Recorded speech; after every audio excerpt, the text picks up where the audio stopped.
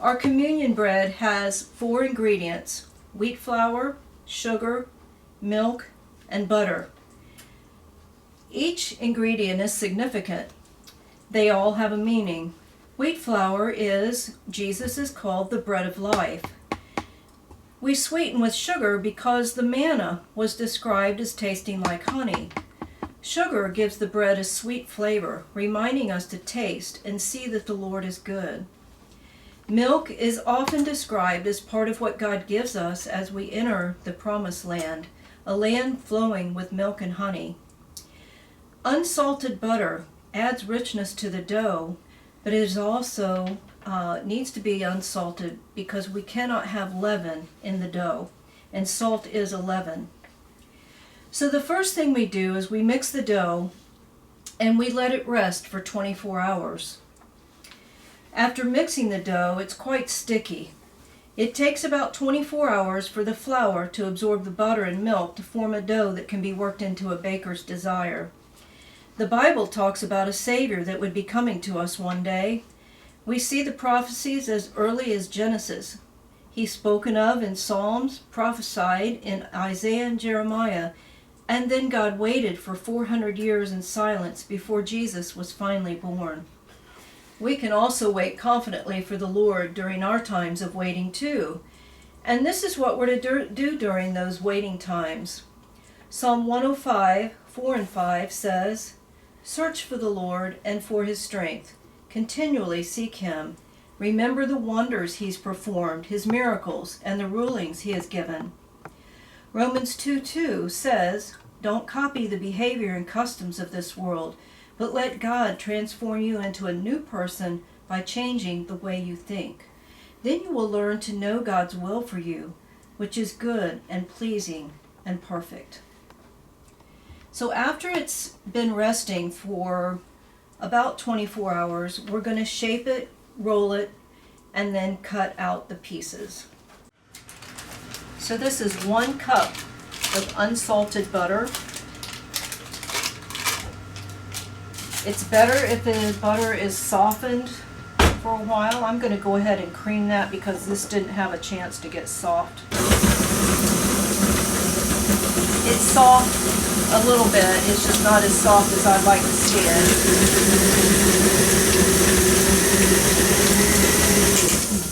Okay, and then we're going to add 3/4 cup sugar. And I use raw sugar. Regular sugar is just fine. That's just what we have in our household.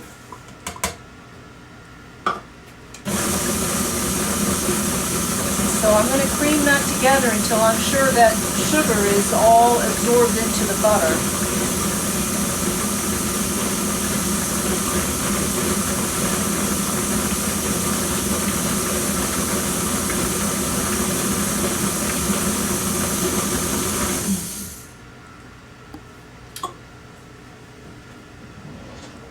Now we're going to add 3 cups of flour and 1 cup of milk. You add it alternately with each other. So we're going to start with the dry ingredient first, which is flour. The reason you start with flour is it just coats the molecules in there. That's what I learned. I don't know the science behind it. But you start with the flour and a little bit of milk. And because of the design of this particular mixer, we're going to put a little bit of flour in there, about 1/3 cup.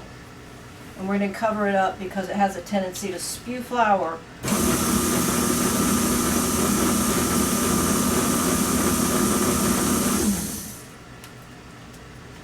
Okay, and then we're going to add a little bit of milk.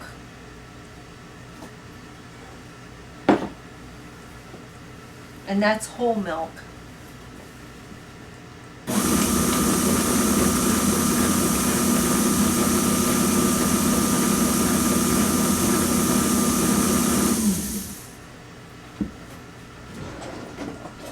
I'm going to scrape down the sides a little bit, get that flour back in there.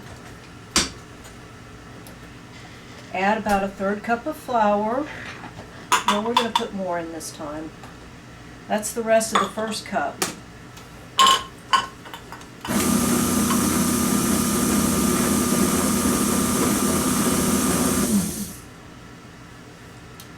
bit more milk.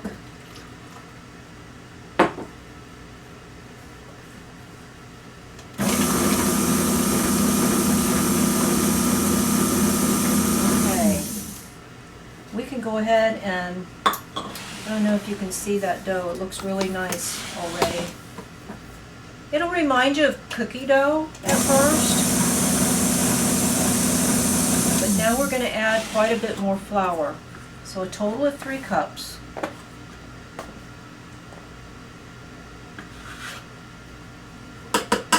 That's the second cup.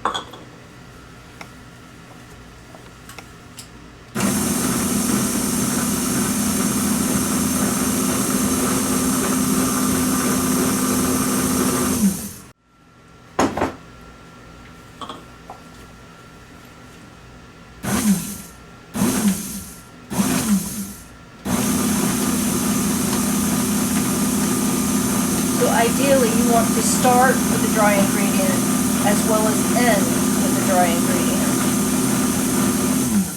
We have another cup to add. Oh, that dough looks really nice. So with 2 cups, that's about the consistency of a cookie dough. But we are making communion bread. We need it to be a really stiff dough. There's the last cup.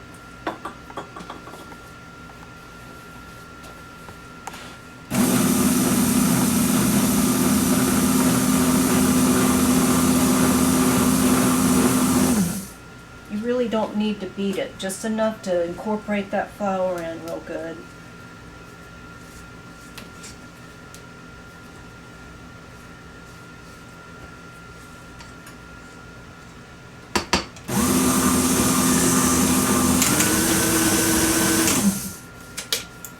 Okay, that's it.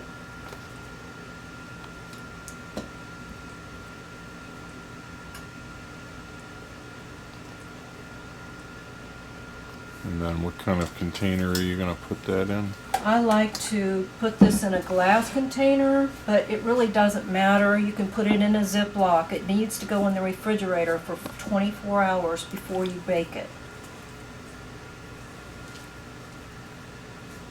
Okay, there's the dough. So we've got to lay down some flour on the table first. We're also going to flour up our baking stones. We don't need to use grease because we don't want the dough to get greasy. We want it to stay dry.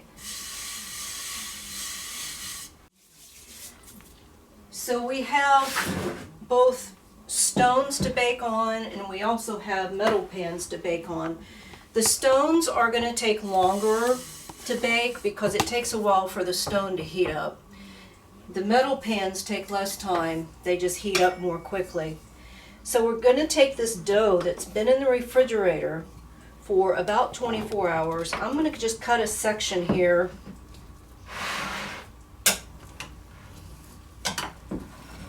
Remove part of it, and then we have to put the rest of this dough back in the refrigerator to keep it cold, because it's best to use cold dough.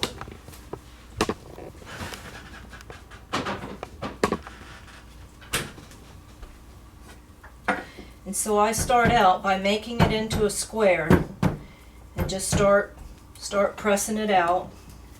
I've got to go get my rolling pin.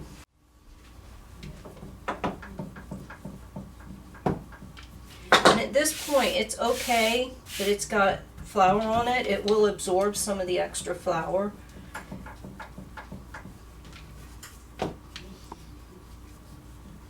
And the more you work it, the more pliable it's going to become. And I like to shape it up again.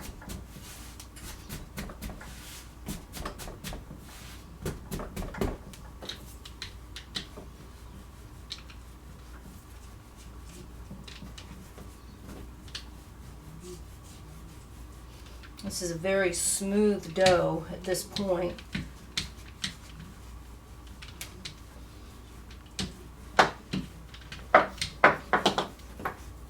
So when you get it rolled out to, maybe 1/4 of an inch, you can lift it up and go ahead and transfer it. I'm actually going to cut this in half. And transfer it right to the stone. And from here, you can keep rolling it out thin. Lift it up. You might need a little more flour on there.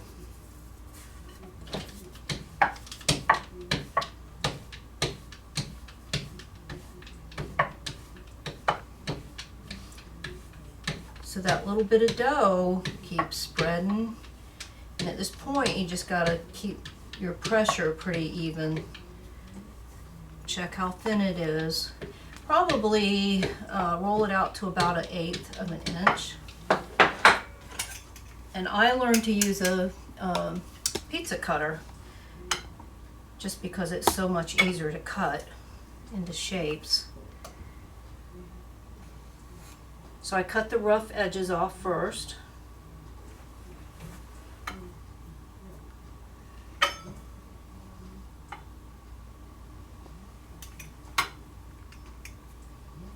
And I always save the ends and put them back with the dough that's in the refrigerator, because you can use that. See, that's a little bit uneven there.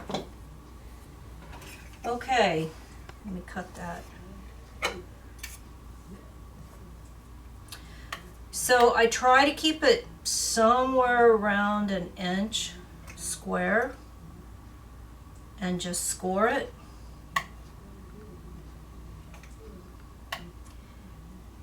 And so you can see that the recipe is going to make a lot of little squares. I think it's about 800. It could even be more than that.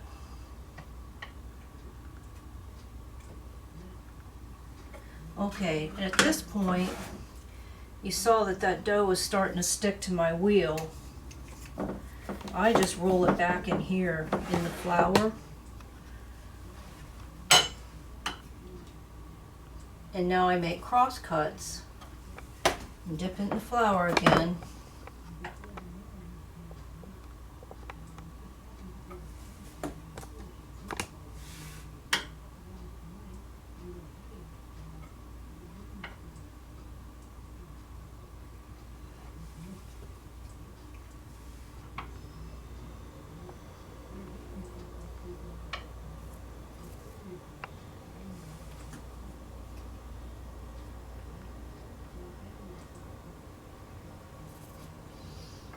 Okay, so I've got some that are just going to be odd here, and I'll take those off. It's ready to go into the oven at 350 degrees.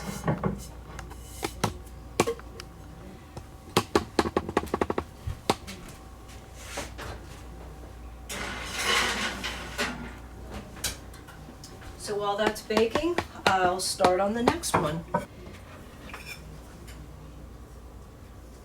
Trim off the edges.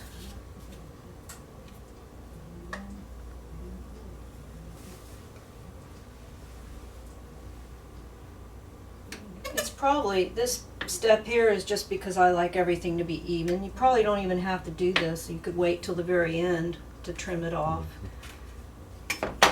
And then the all-important thing is you're going to have to prick it to let the steam come out. And so I use this handy little baby fork.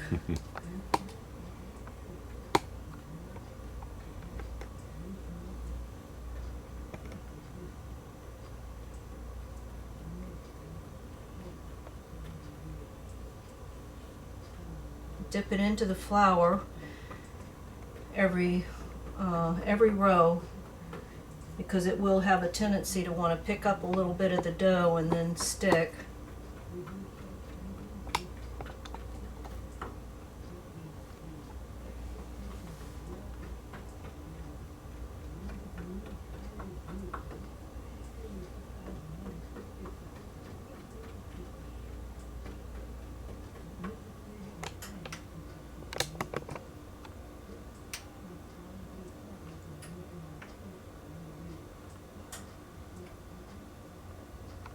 Okay.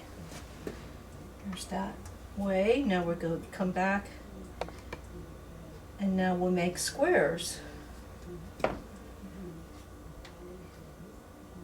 You can make these as big or as little as you want. I think a 1 by 1 inch piece is good. So when you get your butter, don't get the cheap kind. The cheaper kinds, they often will add water to the butter and it won't be as good a quality, and it will definitely affect the end product.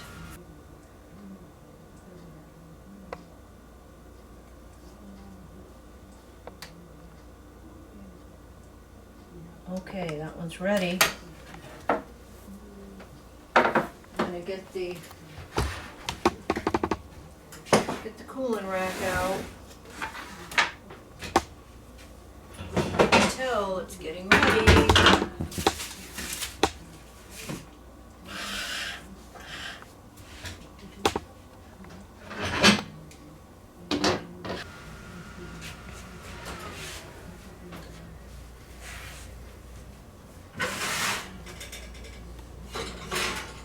Okay, so I turned on the convection.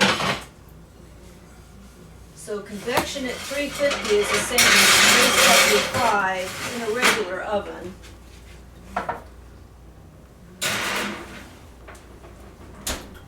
We'll get that going. Okay. When you bake on a stone, you need to remove these as quickly as you can because the stone will continue to bake them. That's all there is to it. Those will cool.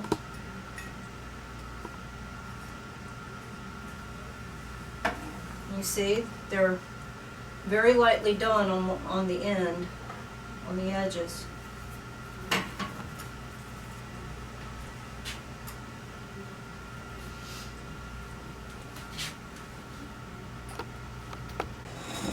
Thanks for letting me show you how to make communion bread. It can make a difference in your church too if you make your own communion bread.